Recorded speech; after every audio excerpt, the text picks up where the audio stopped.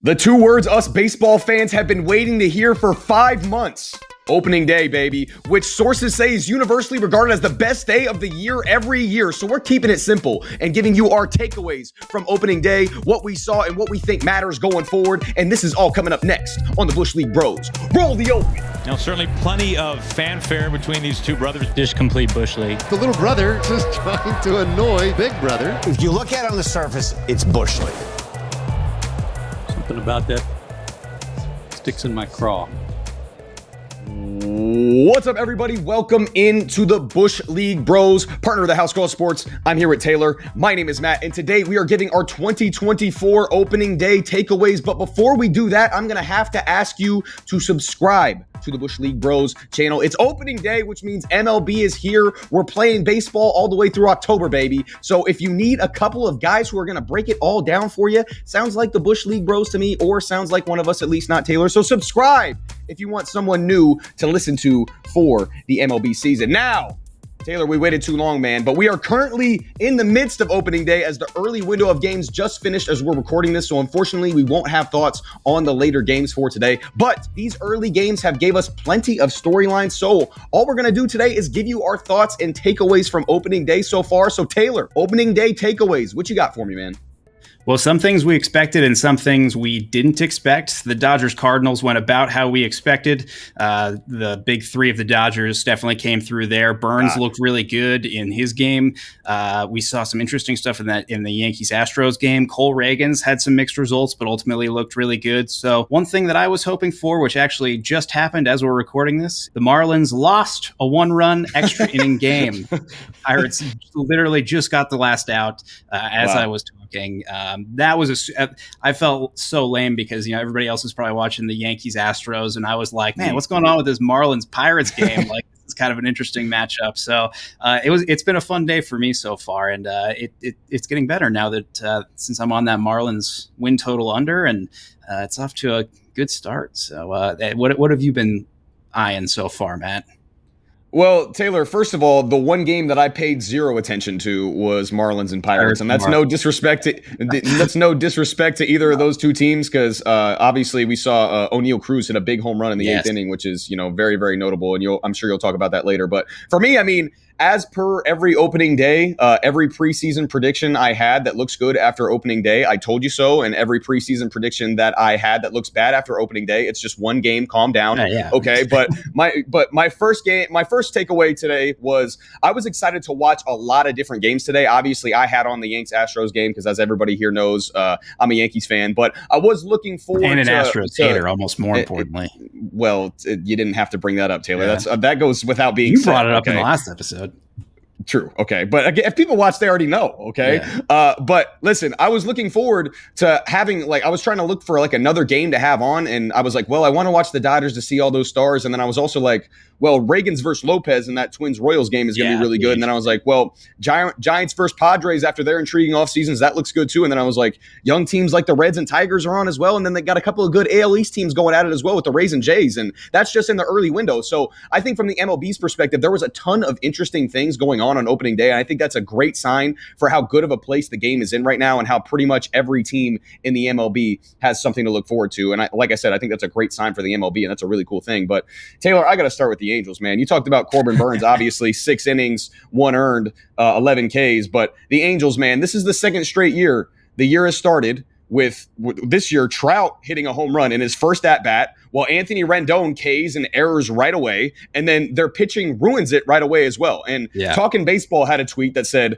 Trout hit a homer in the first inning to put him up 1-0. No other Angels starter had a hit. They gave up 11 runs and lost 11-3. So again, for the second straight year, they lost in the most Angels way possible. Yep. Last year, Ohtani dominated and they lost to the A's. And I remember last year, Taylor, after opening day, we said, trade Ohtani despite the sample size. Yes. Okay. And I think looking back in hindsight, that probably would have been the right move because then Ohtani did not re-sign in free agency. Well, now I'm going to say trade Mike Trout, please, Angels. Okay. I actually think they'll be better than expected this year as far as the Angels go. I think today was obviously a bad game, but I do think the Angels are going to be better than expected. But I want to see Mike Trout actually compete. Okay. They won't seriously do that this year. So Angels, trade Mike Trout, Angels. We want to see him compete. That's just a terrible situation again for him this year in Anaheim.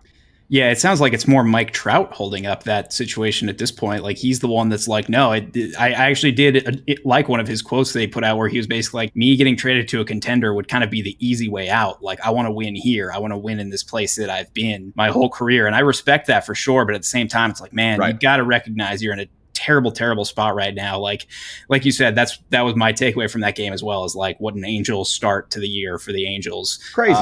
The lineup I thought was kind of weirdly constructed too. I was really hyped up on Ron Washington, and leading off Rendon is interesting. I don't know if I'm going to say I don't know if I'm going to say that's like bad yet. Like you got Rendon and Hicks hitting before Trout. Like I don't know. Crazy. Like you mentioned Shanwell in one of our last episodes, and I'm confused why he's not up at the top of the order. I mean, that's his whole thing. Like you have a first baseman who's a contact hitter, on base guy. Like at that point, I was just more excited watching Corbin Burns the rest of that game. You saw how upset he was coming off the field after giving up that home run to Trout. He came out and absolutely shut them down for the rest of the game. And that's so encouraging for the Orioles and Orioles fans and that entire organization. And that Corbin Burns Cy Young pick that you had in our last episode, Taylor. That's very encouraging. For that. He was dominant. But yeah, you said, what do the Angels have to lose?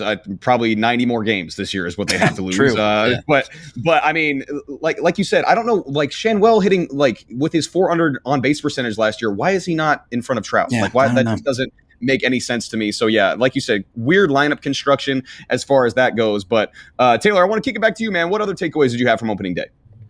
Yeah, I mentioned Cole Reagans. There were some mixed results from him and the Royals. Maikel Garcia, who was a big breakout candidate this year, led off that game with a home run, which was incredible. Yeah, going back to Reagans, 9 Ks, 3 walks. He had a little over 2 inches more induced vertical break on his fastball than last year in this start. And it's like, that's exactly what you want to see as a Royals fan. Yeah. Like the stuff is there. It's nasty. You know, the command wasn't totally dialed in, but I can guarantee you from the Royals perspective, they're just happy to have a guy that can throw 6 solid innings. I mean, that's going to help that team so much. And that was a really close game for pretty much the entire game until the top of the 9th when the Twins tacked on a couple more runs. Lopez was obviously great as expected, but it was nice to see the Royals play a bit of a tight game. And I think their best is still ahead of them for sure. No doubt. And like you mentioned, Taylor, obviously Reagans looked good. Pablo Lopez, he was dominant in this game. And he's looking like he's poised for another high level, Cy Young quality type year. Royce Lewis, I mean, it sums up his career. I mean, he hits a mammoth homer off Reagans and then immediately gets hurt. Like that sucks so bad. We just want to see the most talented players on the field at all times. We just want to see them playing baseball. And Royce Lewis is for sure one of the most talented players in the MLB, and he just can't stay on the field for whatever reason. So obviously we don't know the extent of the injury yet. We just kind of saw it, happen a couple hours ago. But I had a similar takeaway as far as you did, as far as the Dodgers game, by the way, too. Freddie, Mookie, and Ohtani, they started 5 for 8 with 2 homers, 4 RBIs, and 4 walks. Like, that shit is stupid. Like, what are we doing? Like, that's crazy. Granted, it was off Miles Michaelis, who, by the way, Taylor, I don't know if you saw this quote. He said, I'm not going to tell all the people doubting us to eat shit, but I'd like to. Okay. First of all, Miles Michaelis, so scared of you. I would like to say that to people too, but right. It's not really true for me, at least. It's right. But it's like, dude, nobody, like, you're saying that like we're all gonna, like, we're so scared to eat our words on this one. Like, first of all, we're not scared of you, Miles Michaelis. Like, you've had a couple solid years, but we ain't scared of you. All right. Yeah. And then second of all, don't write checks that your teammates are gonna have to cash, Michaelis. Like, you're not that guy, pal. 5 earned in 4 1/3 today, dude. There's some humble pie for you, buddy. Yeah, there is no pitch Miles Michaelis can throw that Ohtani, Betts, and Freeman can't hit out of the ballpark. I mean, even Ohtani's first at bat where he reaches out and hits a double down the line on a pitch that's like way outside. Like, there's nothing you can do about that. And he's just one of those guys where he's a pitch to contact guy. I don't think he's particularly like a big ground ball guy. And that's a terrible, terrible matchup for him. I saw a lot of people taking that Dodgers run line because for that reason, where it's like there's just nothing he can do. Like, he basically just has to hope that they hit it right at people because they're going to hit it. And when they hit it hard. So that's the algebra there is pretty easy. I didn't pay a whole lot of attention to that game because that was one of those ones where it's like, you kind of know the direction that what's going to happen. And if it doesn't go that direction, then I'll tune it and see what happens. But it doesn't seem like they got much momentum off glass now. Right. You know the ending of the movie in that one. Like, even if it ends up being close, like the movie ends with the Dodgers winning, so Now, it's not that entertaining. tomorrow, if they're starting Yamamoto, that one could be interesting. There you go. That one is one that I actually do want to tune in for, because I think there's a little bit more, there's some more interesting storylines going on there in that one. Definitely could be a lot more interesting. But yeah, another takeaway that I wanted to get to, Taylor, I wanted to talk about another guy. I talked about Trout homered in his first at-bat earlier. I want to talk about another guy who homered in his first at-bat too, Yandy Diaz, dude, because no one talks about Yandy Diaz, and Yandy Diaz is Yandy bleeping Diaz, dude. His first at-bat, he hit an inside changeup that was like 6 inches off the inside corner for a home run. Like, that's impossible to keep that pitch even fair, let alone hit it for a homer. So it shows how well with his swing he stays connected inside the ball, how good his approach is as well. And I think people, I hope at least people are going to start waking up to Yandy's game, because he is absolutely awesome. But then, I mean, we saw the Jays absolutely turn it up. We saw Vladdy hit that monster nuke to center as well.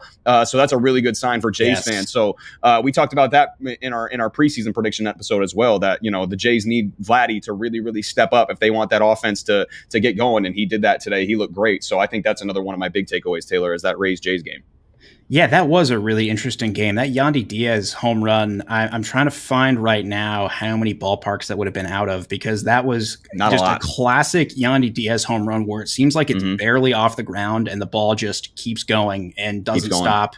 Actually, a home run in 16 out of 30 ballparks, which is interesting. I was expecting, because it was such a low liner and just barely went over that really, really short section of the wall by the left field foul pole in Tropicana, I expected that to be to not be out in many ballparks. But I mean, that's kind of one of the reasons I think he is underrated, is because he's not one of these guys that is one of those like hitting big, majestic fly balls. Like, he's up there, yeah, he's up there hitting hard liners all over the field, and occasionally they will go out of the ballpark. That's more his game, and he is underrated for that reason. And they even mentioned in that broadcast at one point, they were like, yeah, if you ask most MLB players who's underrated, a lot of them are going to say Yandy Diaz, because he just absolutely smokes the ball. He just doesn't put up like those like big sexy numbers that like a lot of people are drawn to, kind of like the numbers that Vladdy was putting up a few years ago. And yeah, like the importance of him homering today, like that it can't be understated. Like, this is one of those vibe teams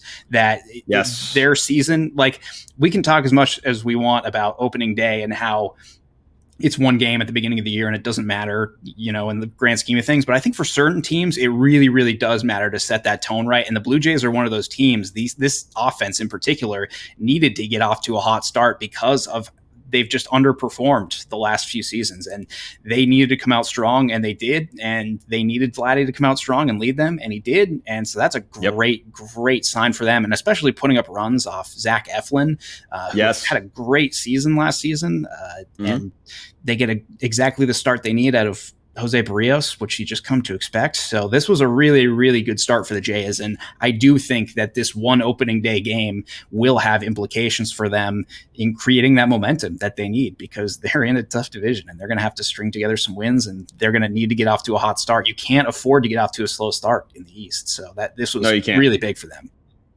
Huge for them. Yeah, like you mentioned, Taylor, it's a big vibes team. And yeah, the Jays, after today, obviously they whooped the Rays. Like, the Rays got off to that good start, like I mentioned, with Yandy Diaz, and then it was all Jays from then on out. So yeah, great start for the Jays. Like you mentioned, hugely important in that division for them to get off to a great start. But a couple of my other takeaways, Taylor, listen, how lame it is that the best matchup on opening day got rained out. Braves Phillies getting rained out right away sucks ass, dude. We need that in our opening day lives, man. That matchup that we've seen in the playoffs like last couple of years, that NL East rivalry, we need that. So yeah, that sucks that it was rained out. But I also wanted to touch on Frankie Montas in the bottom of the Reds lineup. Okay, Frankie Montas, 6 innings, 4 hits, no walks, 4 Ks, hurt my Yankee fan love and heart. Okay, it hurt me to see that, but I'm also happy for Frankie, for him to be back out on the field, because he needed to be back out on the field, and he had a great start. And then the 5 through 9 of the Reds lineup gets it done. Nick Martini in the 8 hole with 2 homers, 5 RBIs. Get it done, man. Way to go. And then one of my other takeaways was the Tigers' offensive breakout I wanted looked a little sketchy in game 1. Okay, just 1 run and 6 hits. Luckily, they got an ace in Skubal. 6 innings, no hits, or no earned, 3 hits, 6 Ks for Skubal. So yeah, a really good start to the season for him, and he was probably my second choice for Cy Young if I had to pick. So yeah, those are a couple of my other takeaways, Taylor. The Reds look really good, Skubal looked really good, and then yeah, sucks about the Phillies and Braves getting rained out. Spencer Steer also looked really good in that Reds game. He's another really underrated player for that team. He just moved to the outfield because that infield was so crowded, and he had a couple knocks, some RBI in the game today. Tough first outing for Josiah Gray of the Nationals. He got roughed up pretty bad, particularly by Nick Martini. And like you mentioned, Frankie Montas, this is another good instance of this is just one game in the grand scheme of a season, but if the Reds have Frankie Montas pitching like that for the whole year, this changes the dynamic of that team big time. This is their frontline guy. They have somebody they can count on, and we know Montas can do it. We've seen it happen before. We just needed to know if it can happen post-injury. Yeah, I was also kind of underwhelmed by the Tigers' offense. I didn't watch that game, so I don't know if it was because Garrett Crochet was dealing or if it was because the Tigers' offense wasn't hitting. I was surprised that Crochet threw 6 innings.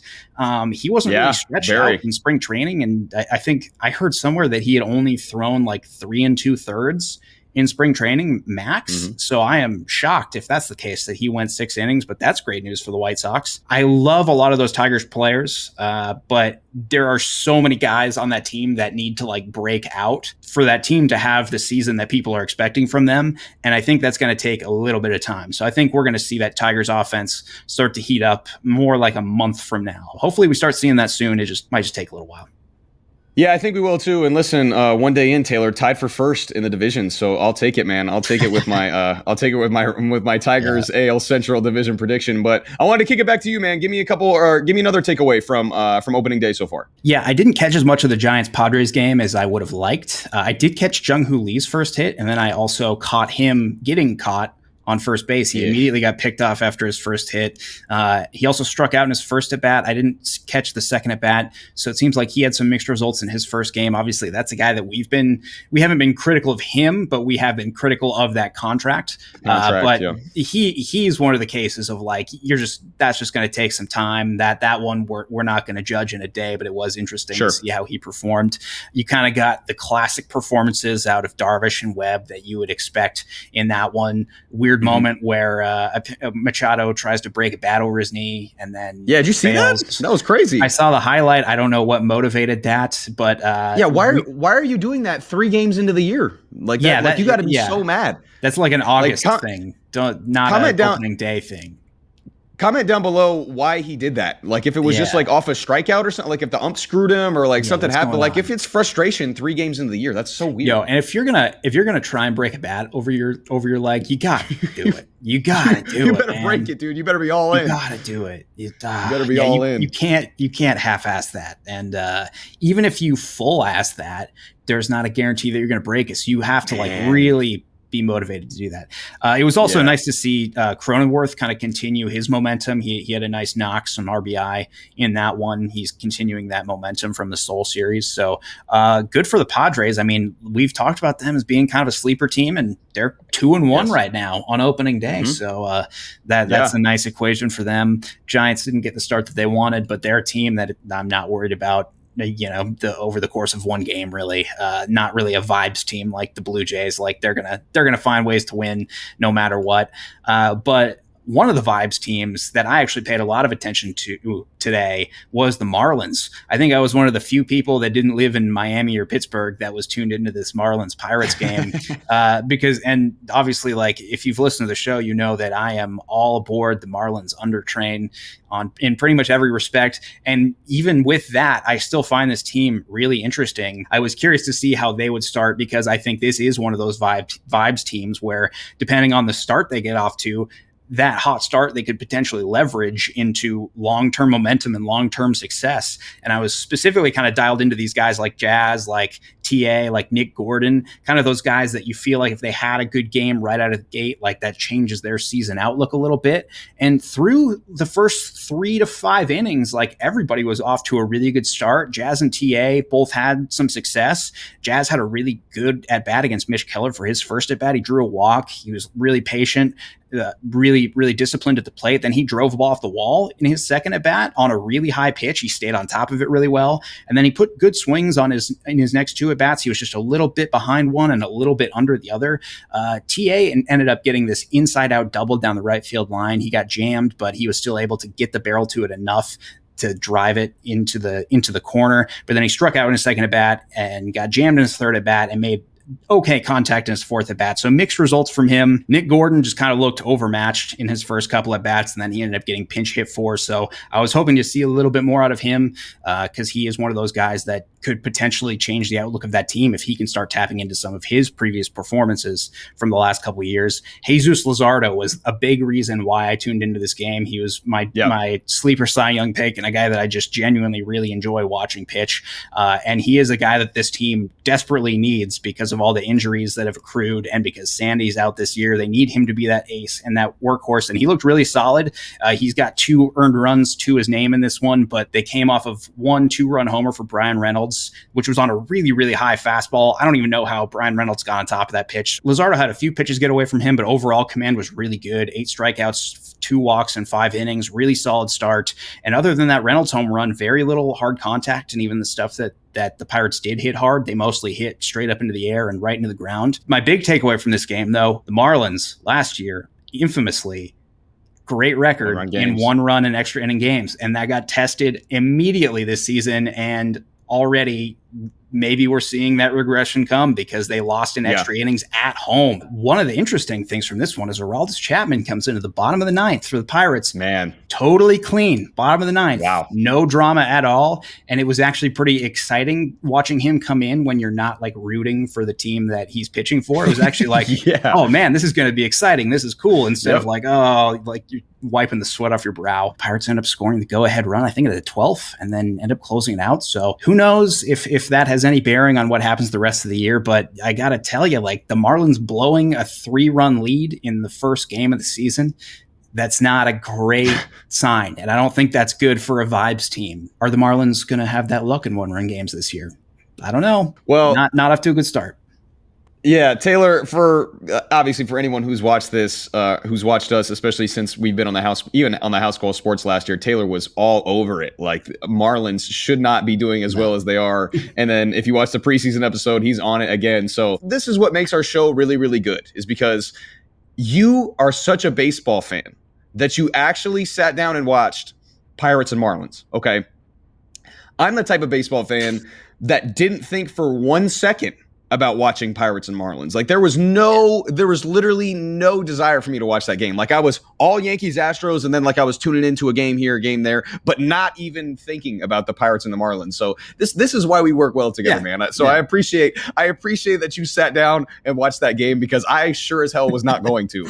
But Taylor, I'm going to talk about the game that I sat down and watched the entire thing. Okay. Yankees are cooked. It's over. No chance at a championship. Kill me now. I hate my life is the irrational Yankees fans reaction that I had to watching us against the Astros the first 2 innings. Okay. It was terrible. The start was terrible. My goodness. Okay. The double plays killed some potentially really good innings early on. 3 inning double plays in the first 4 innings, 2 with the bases loaded. Okay. 1 with Aaron Judge at the plate. That sucks. Okay. Obviously Framber's got, great ground balls with his sinker, so it's understandable. He's got a 63.5% ground ball rate since 2021, easily the best in baseball. But Nestor looked rattled early. Jake Myers, of all guys in the Astros lineup, hits an absolute nuke, okay? But then we started to chip away. The at-bats were great. Even when the results weren't, the at-bats were really, really good, okay? A lot of traffic on the bases, and we got Framber out before the 5th inning. Framber had 6 walks, okay? He only got through 4 2/3. Also, by the way, right before Rizzo got hit by a pitch, I called it. I was like, Framber's sinker going way in. Rizzo is standing 2 inches away from the plate. It's going to happen, okay? But obviously, he went down, looked bad, but it looks like he's going to be all right. But also, I was really impressed with Anthony Volpe today. His at-bats were awesome. He looked great. His approach looked way, way different. He was very, very patient. He was staying way more up the middle. He wasn't pulling off the ball. That looked awesome. And just the 1 through 9 approach, the balance and the situational hitting is why this lineup is going to be really, really good this year. I'm very excited about the Yankees lineup. Nestor also started rough, but he settled in, had some quick innings after those first 2, and he was cooking Altuve. Okay, so that was fun to watch as well. But listen, Taylor, I got 2 words, baby. Juan Soto. I thought he was bad defensively. Tell that to Mauricio Dubon. Hose. See you later. Goodbye. How not many took that into account with him being bad defensively? What something they did not take into account was he's that fucking guy, ladies and gentlemen. He's him, okay? And listen, this might be an overreaction, but this is exactly how a World Series team starts the season, okay? Adversity the whole game. Down 4-0 after 2 innings against the best team in the AL 7 straight years, your biggest rival, but really not even a rival, because in order for it to be a rivalry, you have to win, okay? In 3 straight years in the ALCS, they have won, okay? They left 10 men on base with obviously with the double plays. They started their number 4 starter on opening day because their ace is on the IL against the other team's ace. Then your stud closer comes in, gets himself into a jam in the 9th versus the heart of the Astros order, and your new superstar, whose strength is not defense, makes a play to win the game. That is championship heart. That is athletic character, and that is mental toughness. All things that I talked about with the Rangers last year, and all things that I was talking about with them all year, and I was right on that. And guess what, Taylor? I'm right again, baby. I'm right on this one. Yanks in 4. Yanks in 4. Hell yeah. Well, yeah, I didn't watch as much of this game as I probably should have, but I did watch a lot of the beginning of it, and I had a very similar takeaway as you did, where it was like, man, the results from all these bases loaded at bats are not great, but there is a certain positive to be gleaned from that of they're generating a ton of traffic. I mean, really tough at bats. Everybody was giving really tough, really patient at bats. Verdugo had a couple really nice at bats in that game. Yes. Really good sac fly, I believe in the 7th inning with the bases loaded. Mm-hmm. Like you said, Volpe and Judge, I think both had big at bats against Presley in the 7th, which was interesting. Yes, we finally got to see the first looks of Presley earlier in the game, and to be one of the things I had wondered is how sharp he was gonna look, because obviously coming to the 9th is a lot different than coming to the 7th. Like, he doesn't have that adrenaline to draw from. And it definitely looked like he maybe didn't quite have the stuff he usually does. And take that with a grain of salt. That's definitely a very opening day observation, because that might mean absolutely nothing. But we are seeing how tough it's going to be to get through this Yankees lineup multiple times. And that kind of came to fruition later in this game, because, Framber didn't pitch super deep into this game, and a lot of deep counts with some of these guys and really balanced approaches. So I was pretty happy with what I saw out of them. Extremely happy. Framber had, I think it was 87 pitches through 4 2/3. And for a guy who throws a lot of ground balls and gets a lot of early contact, a lot of early ground balls, that is a great job working the count. And obviously, again, this is kind of a number one, a first game, probably overreaction. But I saw him leading off, and I was like, even when DJ comes back, I don't know, I might like Glaber in that leadoff spot more. What do you think, Taylor? Yeah, I'd rather have Glaber there for sure. And I think it also helps his approach. I believe they hit him leadoff a little bit last year. I could be wrong. They did. Yep. But they hit him. I feel like that balances out his approach a little bit. It keeps him from trying to do too much. It keeps him watching pitches and being patient, because it kind of changes your approach at the plate. And I think Glaber's one of those guys that actually benefits from having that slightly different approach. And I think he looked great in this game. I think he struck out in his very first at bat, but he worked a full count, took some great pitches, and he swung and missed at it was just a great pitch by Framber. So really happy with what I saw from pretty much everybody, except for a little bit of Nestor early on. So no complaints.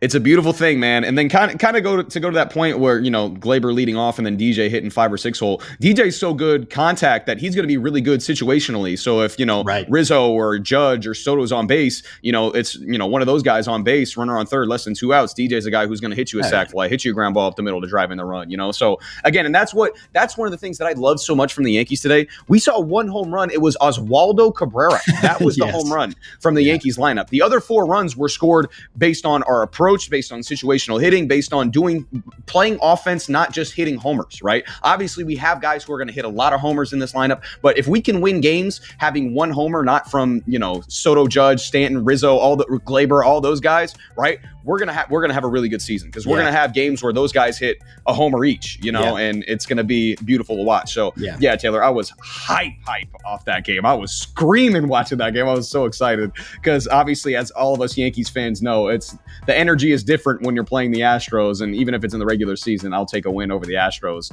anytime I can get it. But that is gonna do it for us today here for the Bush League Bros. Thank you guys so much for watching. Again, don't forget to like and subscribe. We would greatly appreciate it. Also, comment down below your opening day takeaways, what your guys' thoughts on opening day were. Just comment down below how excited you are for baseball to be back, baby, because I tell you what, I was excited today waking up early in the morning to watch some baseball. But also, be sure to follow us on Instagram and TikTok as well, at Bush League Bros. Comment on all those videos. I have a lot of fun going back and forth with you guys in the comments. Keep commenting on those videos. And also follow at The House Call Sports on all platforms. If you like content from all sports, that's the place to go. And that's going to be it for us. Peace. I did notice that you said the most interesting game of the day got rained out, which I think you were mistaken because the Guardians A's game did not get rained out. No. Oh, no. Come on, man. Shane Come on, man. Bieber We versus Alex Wood opening day. No. We ain't doing that. The final score of -3 to -4.